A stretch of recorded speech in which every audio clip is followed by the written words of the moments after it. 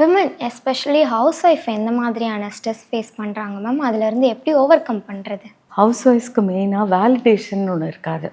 Award கொடுக்க போகிறதில்ல, NEET house, clean clothes, நல்லா பிள்ளைங்கள வளர்த்துருக்காங்க, ஒரு அவார்டு கிடைக்காது, பைசாவும் வராது. என்னென்னா சாக்ரிஃபைஸுங்கிற ஒரு கான்செப்ட் நம்ம இந்தியன்ஸ்க்கு ரொம்ப இருக்குது. நம்மளை வருத்தி வருத்தி நம்ம அன்பை காமிக்கிறது வந்து நம்மளை வருத்தி, நம்ம சாப்பாடை குறைச்சி, நம்ம தூக்கத்தை குறைச்சி வீட்டுக்கு நம்ம செய்கிறோமே அப்படின்ட்டு இருக்கோம். அவங்க செய்கிறாங்க, தப்பு கிடையாது. எதிர்பார்க்காம செஞ்சால் கூட பரவாயில்ல. ஆனால் செஞ்சுட்டு யாருமே இதை வந்து அப்ரிஷியேட் பண்ணல. இதுக்கு கொஞ்ச நாள் கழித்து தான் மண்டையில் புரியும் இது வேஸ்ட்டு அப்படின்ட்டுன்னு. முன்னாடியே சுதாரிச்சுட்டு உங்களை ஃபஸ்ட்டு பாருங்கள்.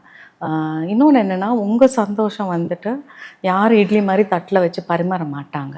ஸோ உங்களுக்கு என்ன ஹாப்பினஸ் கொடுக்குதோ, இது செல்ஃப் கேர்ன்னு வச்சுக்கோங்க, செல்ஃபிஷ்ன்னு கூட நினைக்க வேணாம். உங்களுக்கு ஒரு 1/2 ஹவர் இல்லை ஒரு நாளையில் ஒரு 1 ஹவர் அந்த யோகா கிளாஸோ, டான்ஸ் கிளாஸோ, உங்களுக்கு என்ன ஆசையோ, பாட்டு கிளாஸோ, இல்லை ஏதோ வரையணுமா, தஞ்சாவூர் பெயிண்டிங் கற்றுக்கணுமா, இல்லை ஒரு புது லாங்குவேஜ் கற்றுக்கணுமா, உங்களுக்குன்னு ஒரு டைம்.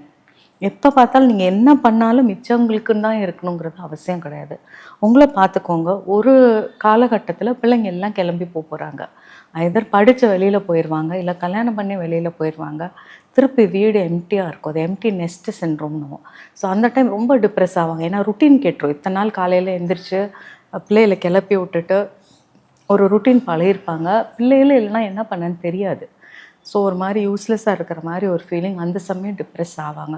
ஸோ எப்போ பார்த்தாலும் அவங்களுக்குன்னு ஒரு செட்டு, ஒரு செல்ஃப் ஹெல்ப் குரூப் மாதிரியோ, இல்லைன்னா கோயில் ரிலீஜியஸ் ஆக்டிவிட்டியோ, கொஞ்சம் வீட்டை விட்டு வெளியேற போகிறதுக்கு ஒரு ஆப்பர்ச்சுனிட்டி, புதுசாக லேர்ன் பண்ணிக்கிட்டே இருக்கிறதுக்கு ஒரு ஆப்பர்ச்சுனிட்டி. அப்போ பிரெயின் வந்து உங்களுக்கு யங்காக இருக்கும். எப்படி ஃபிசிக்கல் ஆக்டிவிட்டி முக்கியமோ, பிரெயினுக்குன்னு உண்டான ஆக்டிவிட்டி வந்து லேர்னிங். ஸோ அது பிரெயினுக்கு எக்ஸசைஸ் மாதிரி. இது எதுவும் தப்பு இல்லைன்னு புரிஞ்சுக்கிட்டு தங்களுக்குன்னு டைம் எடுத்துகிட்டு உங்களை சந்தோஷமாக்க வேண்டியது யாரோட பொறுப்பும் கிடையாது. அதனால் மிச்சவங்க மேலே உங்கள் சந்தோஷத்துக்கான எதிர்பார்ப்பை வைக்க வேண்டாம். நீங்களே ஹாப்பியாகிறதுக்கு என்ன பண்ண முடியுமோ பண்ணுங்கள். இது ஹவுஸ் ஒய்ஃப்னு இல்லை, எல்லா ஃபீமேல்ஸ்க்கும் இதே தான்.